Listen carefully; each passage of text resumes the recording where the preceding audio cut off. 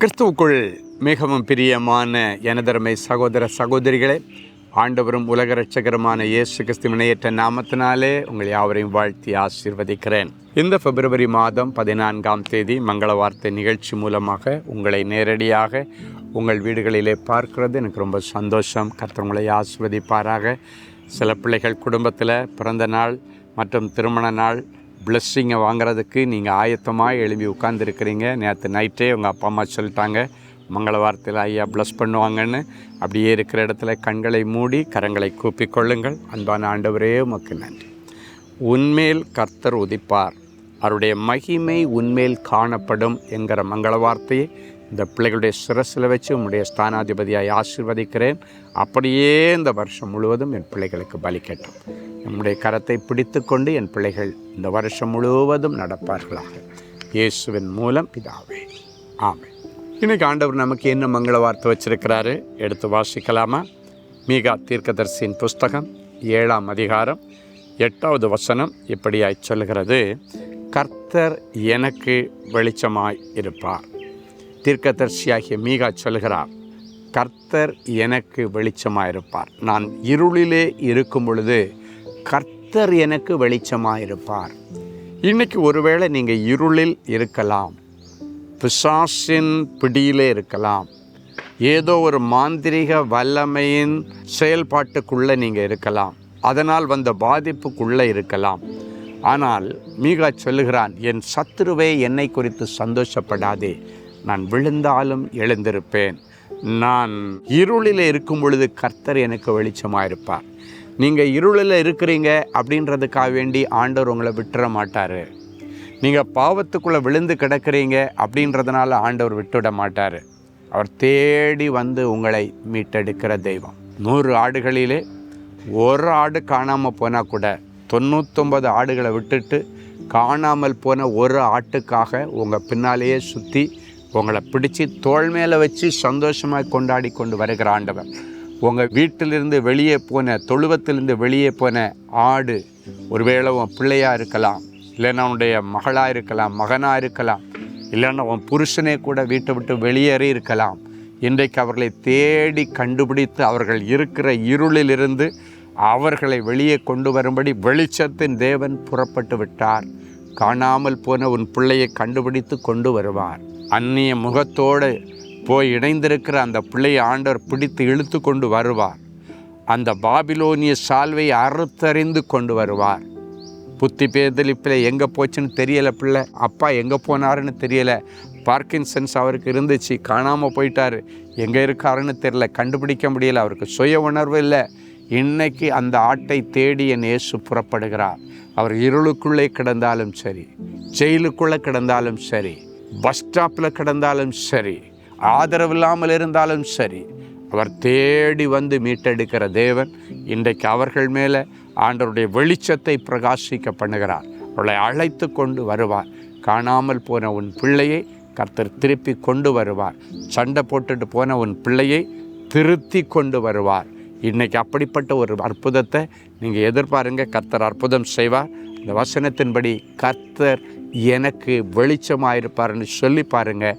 உனக்குள் இருக்கிற இருள் விலகி ஒரு பெரிய வெளிச்சத்தை காண்பீர்கள். உங்கள் வியாபாரத்தில் ஒரு வெளிச்சம் தெரிகிறது, உங்களுடைய ஊழியத்தில் ஒரு தூரத்து வெளிச்சம் தெரிகிறது, உங்களுடைய படிப்பில் ஒரு வெளிச்சம் தெரிகிறது. எக்ஸாமு தொடங்க போகுது, எனக்கு எக்ஸாமுக்கு நல்ல ஞானம் இல்லை, அறிவில்லை, புத்தி இல்லை என்று சொல்லி கொண்டு இருக்கிற பிள்ளைகளே, இன்றைக்கி கர்த்தருடைய ஞானம் என்கிற வெளிச்சம் உங்கள் மேலே உதிக்கும். நீங்கள் நல்லா எக்ஸாமில் எழுதி நல்ல மதிப்பெண்களோடு வெற்றி பெற்று சாதனையாளர்களாய் மாற கர்த்தர் உதவி செய்வார். சரி, இப்போ நல்ல சாட்சியை கேட்கலாமா? சகோதரி நிவேதா மகேஸ்வரி, ராயபுரம். நான் படித்து முடித்து 4 வருடங்களாக வேலை இல்லாமல் மிகுந்த கஷ்டத்துடன் வாழ்ந்து கொண்டிருந்தேன். பல இடங்களுக்கு விண்ணப்பம் அனுப்பியும் எந்த பலனும் இல்லை. என்னுடைய முயற்சிகள் எல்லாம் தோல்வியாக முடிந்தது. நேர்முக தேர்வுக்கு அழைப்பு வந்து நேர்முக தேர்வில் கலந்து கொண்டு சிறப்பாக முடித்துவிட்டு வேலை கிடைத்துவிடும் என்கிற நம்பிக்கையோடு வீட்டுக்கு வருவேன். ஆனால் அங்கே ஒரு தடை வந்துவிடும். சரியாக தகவல் எனக்கு வராது. அதனால் மன சோர்வுக்குள்ளாக டிப்ரெஷனில் சென்று விட்டேன். என்னுடைய வாழ்க்கையே இருளாகி வீட்டை விட்டு வெளியே போகாமல் வீட்டின் அறைக்குள்ளேயே அடைப்பட்டு கிடந்தேன். ஏசப்பா, என்னுடைய வாழ்க்கையில் மட்டும் ஏன் இப்படி செய்கிறார் என்று கேள்வி கேட்டுக்கொண்டிருந்தேன். இப்படிப்பட்ட நிலைமையில் தேவனின் அன்பு ஊழியங்களின் ஜெப மையத்திற்கு என்னுடைய குடும்பத்தினர் என்னை அழைத்து கொண்டு வந்தார்கள். என்னுடைய நிலைமையை குறித்து ஜெப ஊழியரிடம் தெரிவித்து ஜெபிக்கும்படி கேட்டுக்கொண்டார்கள். ஜெப ஊழியர் ஆண்டவருடைய மன்றாடி ஜெபித்தார்கள். அதன் பிறகு எனக்கு ஒரு சிறந்த நிறுவனத்திலிருந்து நேர்முக தேர்வுக்கு அழைப்பு வந்தது. நான் அதில் கலந்து கொண்டேன். முதல் சுற்றிலேயே என்னை தேர்ந்தெடுத்து விட்டார்கள். HR சுற்று நேர்முக தேர்வு இல்லாமல் வேலையை சேர்ந்து கொள்ளும்படி சொல்லிவிட்டு உடனே என்னுடைய கைகளில் ஆஃபர் லெட்டர் கொடுத்து விட்டார்கள்.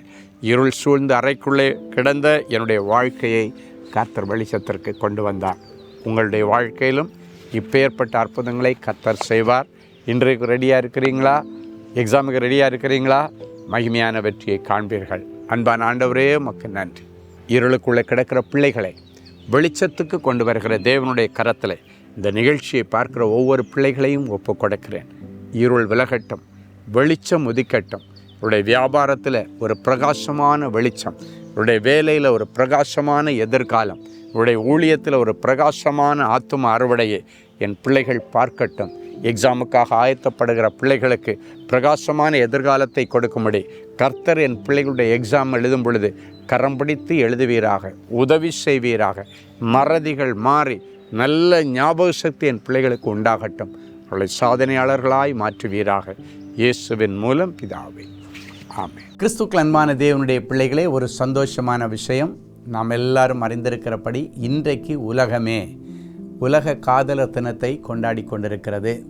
இன்னைக்கு நம்முடைய தேவனின் அன்பு ஊழியங்கள் சார்பாக இந்த காதலர் தின ஸ்பெஷலாக ஒரு நல்ல பாடல் ஒன்று இன்னும் சில மணி நேரத்தில் நம்ம யூடியூப்பில் ரிலீஸ் பண்ண போகிறோம். நீங்கள் எல்லாம் பார்க்க போகிறீங்க. இன்னும் சில மணி நேரத்தில் அது ரிலீஸ் ஆக போகிறது. எதிர்பார்ப்போடு இருங்க.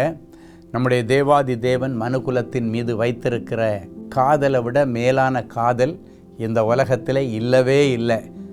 இந்த காதலுக்கு அளவு கிடையாது, அது அளவிட முடியாதது. அதுக்கு ஆழம் அகலம் என்னன்றது யாராலையும் அளவு போட முடியாது. அதுதான் நிலையான அன்பு.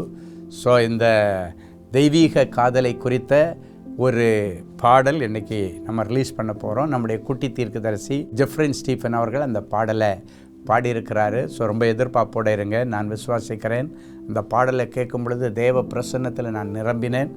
அதே போல் இந்த பாடலை நீங்கள் உங்கள் வீடுகளில் கேட்கும் பொழுது, வாகனத்தில் கேட்கும் பொழுது, வியாபார ஸ்தலங்களில் கேட்கும் பொழுது கட்டாயம் அங்கே தேவ பிரசன்னம் இறங்கி வரும். அங்கே இருக்கிற தடைகளும் பர்வதங்களும் மெழுகு போல உருகி போகும். யாரெல்லாம் அன்புக்காக இயங்குறீங்களோ அவர்களுடைய இருதயத்தை இந்த தெய்வீக அன்பு நிரப்பும். ஒரு பெரிய சமாதானம் உண்டாகும். குடும்பத்தில் யார் யார் கடின இருதயம் உள்ளவங்களாக இருக்கிறாங்களோ அத்தனை பேரும் இந்த பாடலை கேட்கும் பொழுது கண்டிப்பாக ஆண்டவருடைய தெய்வீக அன்பினால் தொடப்படுவார்கள். மாற்றங்கள் வரும். உங்கள் வீடுகள் இனி ஒரு குட்டி பரலோகமாய் ஜொலிக்கும். கர்த்தர் உங்களை ஆசீர்வதிப்பாராக. God bless you.